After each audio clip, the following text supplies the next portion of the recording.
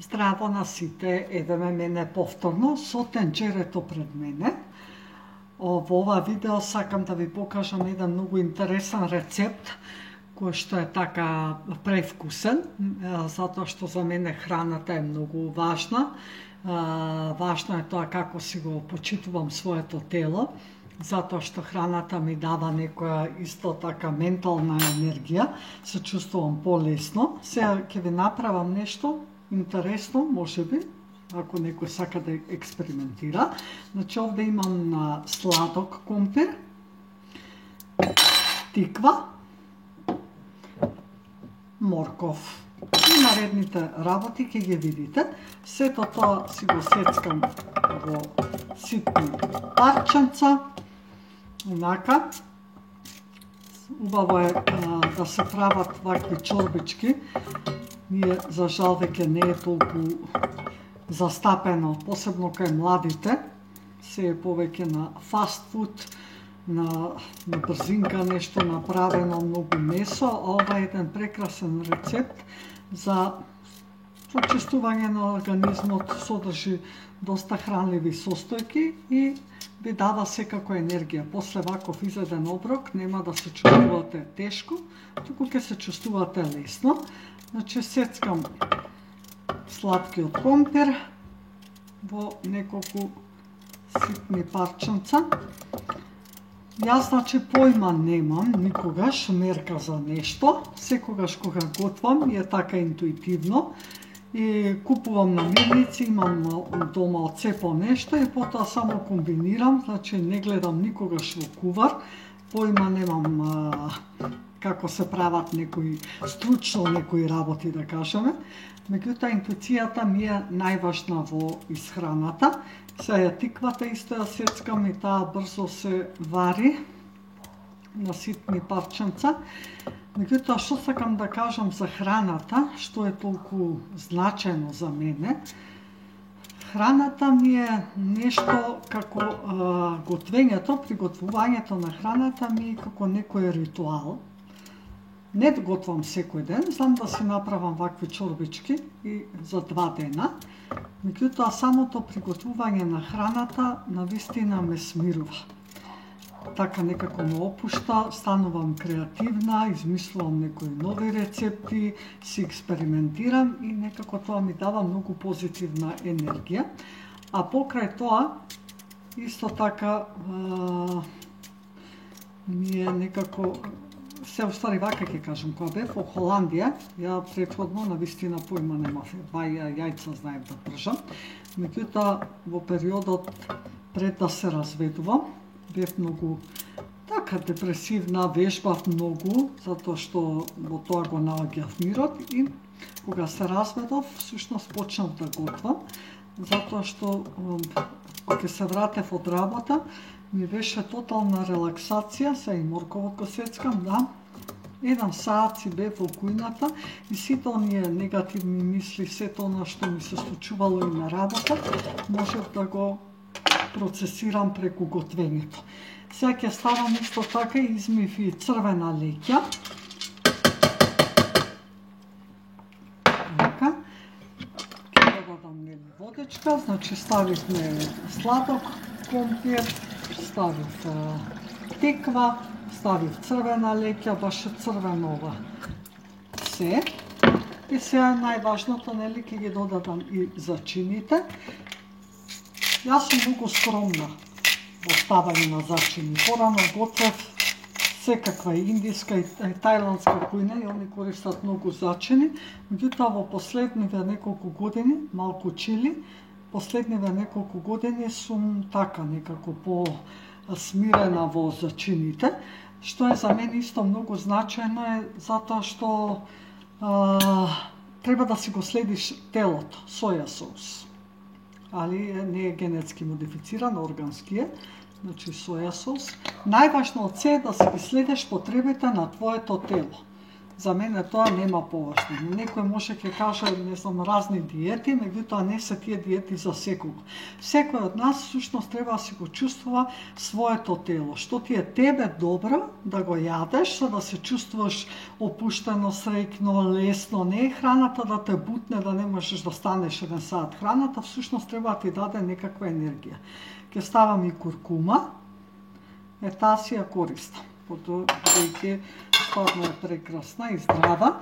И исто така си ставам и амарант. Појма немам колку, еве вака некако од прилика, колку ќе ми дојде. И за да зачинам, ставам еве ова од ДМ, биолошка коцка. И тоа си го, од прилика волку. Повеќе од пола, бидејќи нели сладкиот компир е навистина сладок и му треба нешто да му даде некаков вкус. Така, ова убаво ќе го промешаме и ја мислам дека е тоа, уште маслиново масло нормално. Ето така. Не ставив ни, како се вика, ни кромит, ни лук, некако ете така чувствувам денеска, немам потреба тоа. Ова сакам да го јадам. Сега ќе направиме нели една пауза додека ова се свари, за да видите како тоа изгледа. Значи се вари, не знам, 15-20 минути максимум, бидејќи се вари брзо, освен амарантот, нели му треба малку повеќе време. Така да јас ќе го ставам ова да се крчка. А ние во меѓувреме ќе направиме една пауза или па може малце да си поразговараме за тоа што сака вашето тело, како се задоволувате себе си во однос на исхраната. И најважното е во однос на исхраната е тоа, например, за мене е најважно луѓето кои што не може да се контролираат, значи кои што имаат, предизвик им е храната. Прашањето е која емоција ја јадете. Значи, ние за да направиме некаков баланс енергетски во телото, правиме нешто за да избалансираме. Некои луѓе пијат алкохол многу, некои пушат цигари, некои јадат премногу, некои па исто така и премногу спортуваат, затоа што и спортувањето пополнува некаква празнина. Значи, може да си размислите за себе си, ете така, кога често посегнувате по нешто, а не сакате да го правите, што задоволувате, која потреба во тој момент ја задоволувате, која емоција задоволувате. Јас од осаменост, например, сум вежбала многу, затоа што не сум сакала да останам дома, да гледам телевизија и сум излегувала, сум трчала, сум била активна во секакви спортови, за да ја пополнам празнината на осаменост во мене. Така да, тоа е интересно, ете, секој да си размисли која празнина ја пополнувате ако имате некаква навика која што не сакате да ја имате. А ние ќе се видиме малку покасно, кога ќе ни се свари убаво супата. Чао! Еве ме повторно, све си се свари, си омекна зеленчукот. Всушност најдолго што треба да се вари во ова чорбичка е амарантот. Другото е све на брзина. Да видиме кај да ви покажам како изгледа. Еве.